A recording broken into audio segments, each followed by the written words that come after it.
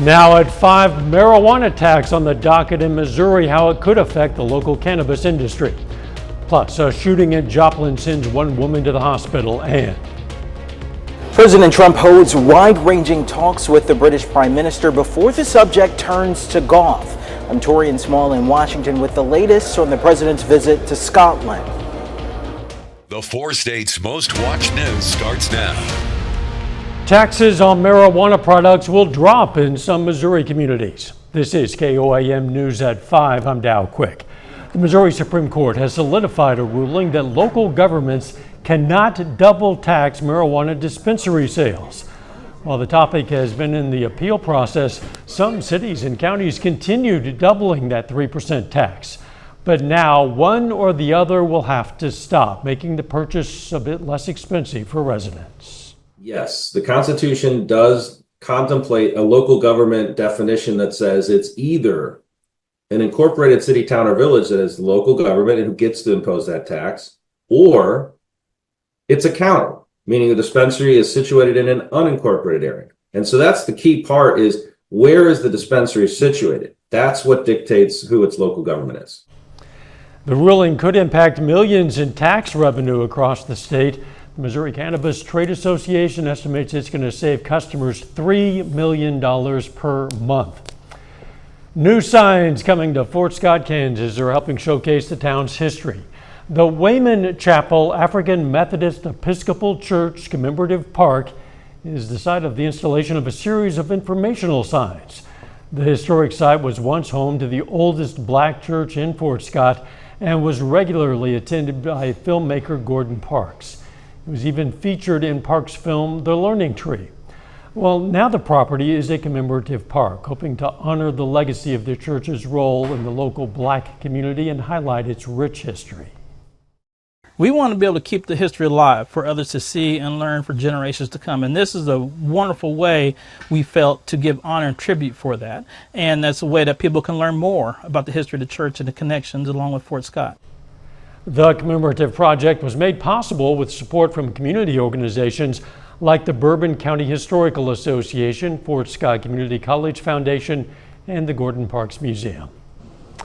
A Joplin bookstore is hoping to encourage the next generation of readers by supporting teachers.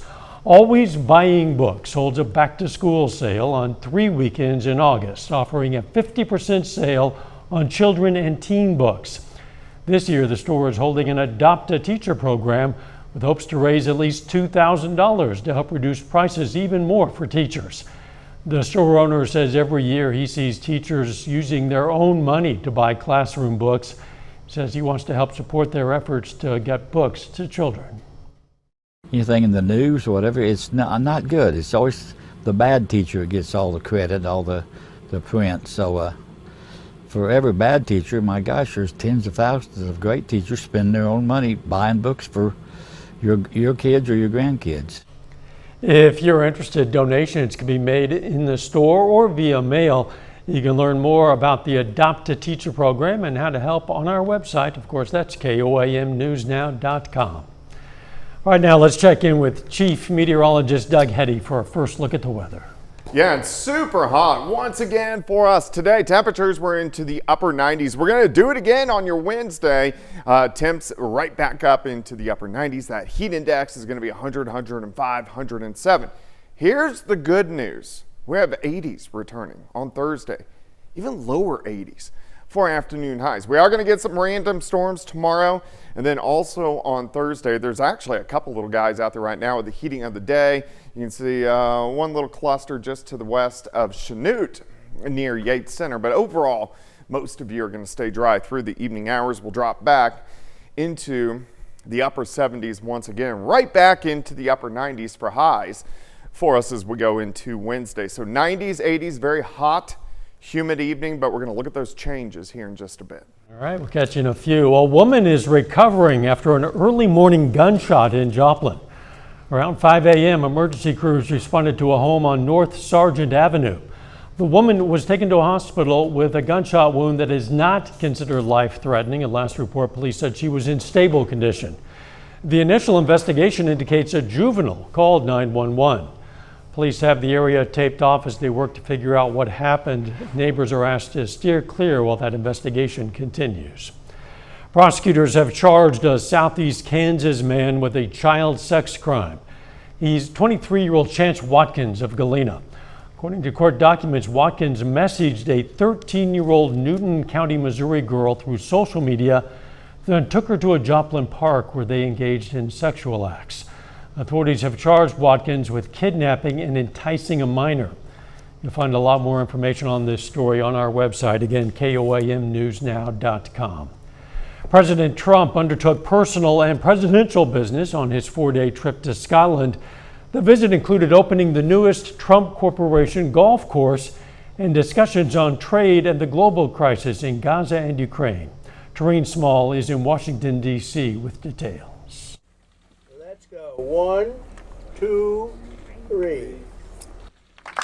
President Trump cut the ribbon for the new Trump golf course on Scotland's northern coast, then christened the links with a round of golf. During his visit to Scotland, Trump hosted British Prime Minister Keir Starmer, with starvation in Gaza a key topic of their discussions. Returning to London, Starmer held an emergency cabinet meeting Tuesday and announced a major policy change. The UK will recognise the State of Palestine by the United Nations General Assembly in September, unless the Israeli government takes substantive steps to end the appalling situation in Gaza. The U.S. has not yet agreed to recognize a Palestinian state, which Israel opposes. But Trump said Israel needs to allow more aid into Gaza as thousands are starving. What will you say next to Benjamin Netanyahu? Working together, we're going to try and get things straightened out for the world. While the president is pushing for a peace deal in Gaza, he's also pushing Russia to accept a truce with Ukraine, giving Putin 10 days to start talks or face more sanctions and tariffs. Russia responded to the upped deadline with another round of missiles and drone attacks on Ukraine, which Ukraine says resulted in the deaths of at least 22 people. Ukrainian President Volodymyr Zelensky thanked President Trump for the renewed pressure and called sanctions a key element toward an eventual peace. Torian Small, CBS News, Washington. President Trump said part of the consequences Russia faces is tariffs on countries that buy oil from Russia, such as India and China. He says the proceeds of those sales helps fuel the war. Still ahead, the growing popularity of a sweet treat. A dessert from the Middle East is making big waves across the U.S. I'm Jared Hill with why so many people are hopping on the Dubai chocolate craze. But first, the latest on a promising new treatment for Alzheimer's disease. That's next in Health Watch.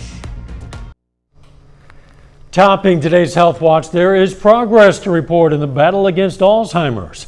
While there is still no cure, new tests and new treatments are presenting new options. It's important to say this is not for people with full-blown Alzheimer's, but for those in the early stages and those at higher risk of getting it. CBS News' chief medical correspondent, Dr. John LaPook, reports.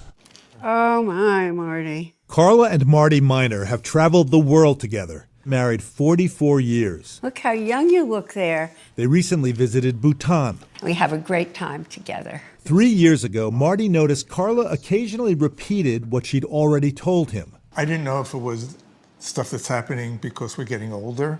A neurologist diagnosed Carla with Alzheimer's. It was horrible. You know, I'm not going to have that. I don't want that. Some patients and physicians have been reluctant to diagnose Alzheimer's because there have been few treatment options. Are things different now because there finally is a medication that could potentially make a difference? There's finally a medicine that you can show is different from placebo. Dr. Sam Gandy, a professor of neurology at Mount Sinai School of Medicine, offered Carla a drug called Leqembi. It's an intravenous infusion of one of 2 drugs approved within the last 3 years to treat the disease. It removes plaques in the brain called amyloid, a protein associated with Alzheimer's. So the red blobs are where the amyloid is. Dr. Gandy has done consulting for the company that makes Leqembi. In patients with the early stages of Alzheimer's, studies showed the drug slowed mental decline by about 30% after about 18 months. Both treatments carry FDA black box warnings on the risk of swelling and bleeding in the brain. Occasionally, there will be some swelling, in some cases to the point maybe of even some bleeding. So we do surveillance MRIs regardless of whether there are symptoms or not. How does that feel? Carla Miner has had 7 infusions over 5 months. It's too soon to tell if the treatment is working, but she's currently independent, enjoying time with her husband, and still able to channel her favorite singer. I know all the lyrics to a lot of those old rock and roll songs that I used to listen to. You ain't nothing but a Hound dog. All right. I'm hopeful. I have a wonderful life. We've just been very, very lucky. Hopefully this will be lucky too. Dr. John LaPook, CBS News, New York. This medication costs tens of thousands of dollars, but in the majority of cases, it looks like it's going to be covered by insurance. New research suggests there are things we can do to lower our risk of cognitive decline and dementia. A study published in JAMA found adults over 60 at risk of cognitive decline can improve their brain health through diet, moderate to high intensity physical exercise, social engagement, and monitoring their cardiovascular health. People who followed those steps showed improved memory and executive function compared to those who did not.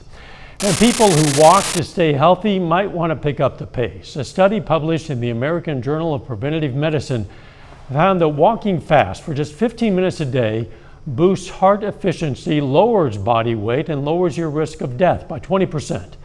Researchers say the benefits are even greater among low-income and Black communities. And that is a look at today's health news. A little bit later, the hack of an online dating site was more serious than thought. We'll have details. And we're finally going to get a little bit of relief from the heat. We're going to look at that coming. Super hot once again for us today. Temperatures right back up, upper 90s, one of our hottest days we have seen so far in 2025. Couple random little isolated little guys have popped up outside with the heating of the day. Most of us dry, most of us will stay dry as we go through the rest of the evening hours. Zooming in, you can see a couple little guys have popped up. Southeastern Kansas, another little cluster near Monette. Besides that, not a whole bunch going on. We are going to get some relief from the heat, just not on Wednesday. We're going to have to wait till Thursday. All right, let's go through time. Here's 6:30 in the morning. It's warm, it's sticky, soupy outside, mid-90s by noon. I think most of us, again, 97, 98, 99 degrees. And there could be a couple isolated thunderstorms, especially Missouri into Arkansas once we get into the afternoon. However, tomorrow evening, look at this. Bands of scattered showers and thunderstorms popping up in our northern counties. This is not going to be widespread, but they are going to be out there. This is with a cold front dragging south, so scattered thunderstorms. Better shot is going to be on the Missouri side. So here's midnight on Wednesday night, hit and miss storms driving south and east. Here's 3 a.m. on Thursday, and then as we go through Thursday, still 1 or 2 random showers popping up, but let me take you to the afternoon. Look at our highs. I mean, we're talking 15, 18 degrees cooler.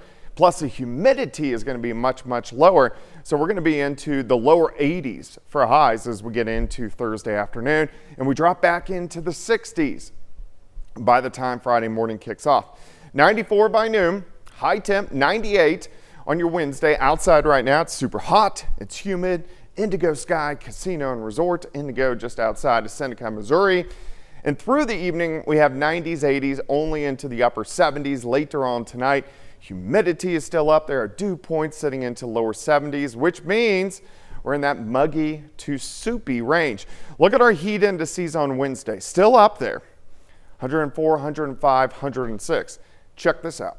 Here's our heat index on Thursday. It's going to feel like upper 70s to lower 80s across the region. All right, so the heat, it's all due to this big dome of high pressure. High pressure is going to slip back toward the west, allowing us to cool down a bit. Plus, we get these waves that kind of rotate around. So we have at least thunderstorm chances Wednesday into Thursday. And then let me take you into the weekend. Another wave drops in as we get into early Monday morning. So at least we have some rain chances. And I want you to make sure that you enjoy the 80s. because we have another really hot stretch moving in next week. So 86 Thursday, 83 Friday, 84 on Saturday. Weekend's going to be fantastic. I guess, well, gosh, this weekend will be August. That's crazy. right. Yeah, pretty mild temperatures for July or August. Yeah. And yeah, we'll welcome some rain if we get some. There you go. Thanks, Doug. Coming up, a dessert from the Mideast that's become a growing craze. Topping today's Consumer Watch, a hack affecting the women-only dating advice app T was more serious than previously disclosed. The company said yesterday users' direct messages were breached, as well as some of their photos. T says tens of thousands of images and messages were accessed. The company has taken that effective system offline. If you haven't heard of this new chocolate craze, well, your kids might have. Dubai chocolate, a Middle Eastern infused dessert, is taking the world by storm. You can buy the original only in the UAE, but Jared Hill visited a bakery in New York that's putting their own spin on the viral trend. Decadent. Wow. Distinctive and bursting out of Dubai. It just came to the United States and it's just like all over the place. The Dubai chocolate trend is tickling taste buds around the globe. It was actually this TikTok that first introduced the world to the original, a block of milk chocolate oozing with green pistachio cream and crunchy shredded phyllo dough. Created to soothe the pregnancy craving by the owner of Dubai-based Fix Chocolatier. Okay. At New York's Sweet Graffiti, They're the higher sellers, everything that is Dubai. pastry chef Romina Pixoto is in overdrive, cranking out her version, with the original pretty much only sold in Dubai. Now you're gonna fill each cavity with chocolate. So she put me to work to help stock up. What do you think makes yours special, better, different? I think that the ingredients that I use, they're high quality ingredients. The Dubai chocolate, okay. Bridget Capel had never heard of the bar until her daughter, Kate, saw it on social media. Kate never had it either, but she knew she needed to try it on her trip to New York. Because it looks so good, and just like seeing everyone try it and like their reactions. So what does Dubai chocolate taste like? It's soft and you can really tell the pistachios are there. Very delicate, really good. As companies continue to ride the wave, Chef Pixoto is hoping to bake one of her own. Create new flavors and see if that like creates a spark in somebody. A search for a sweet viral moment that breeds blockbuster success. Jared Hill, CBS News, New York. The speed of that Dubai chocolate craze has bred a lot of copycats and some scams. The originators say they do not have a website, authorized resellers, or franchises in any other country. A final check of the forecast up next. Up next on the CBS Evening News, a gunman who targeted the NFL headquarters in the deadly New York shooting said in a note that CTE was to blame. We're going to look at what's known about that disease. Then on KOAM News at 6, an update from the investigation into the murders of two people at Devil's Den State Park in Northwest Arkansas. Authorities today released a photo that might show the suspect from behind. We'll show you. Plus, Mercy Hospital releases statistics showing an increase in pedestrian and vehicle-related accidents. Reporter Ty Parks will look at what we can all do about that. And Sports Director Ryan Blank is at Chiefs training camp in St. Joseph, Missouri. He's going to have a report for us. Stay with us for the CBS Evening News and then KOAM News at 6. Yeah, it's hot out there. Yeah, it's going to be hot out there for a bit longer. But the good news is there is some relief in sight, Doug. There is. Tomorrow, still, it's going to be in the upper 90s. Heat index 105, 107. Some pop-up random storms Wednesday and Thursday. However, look at these 80s moving in. Make sure you enjoy it because the 90s return next week. But at least, my AC, I think, is running constantly. Yeah, 24/7, I think, for most people. Mm-hmm. Thanks for joining us. The CBS Evening News is next. We'll see you right back here at 6. Let's make it a great evening.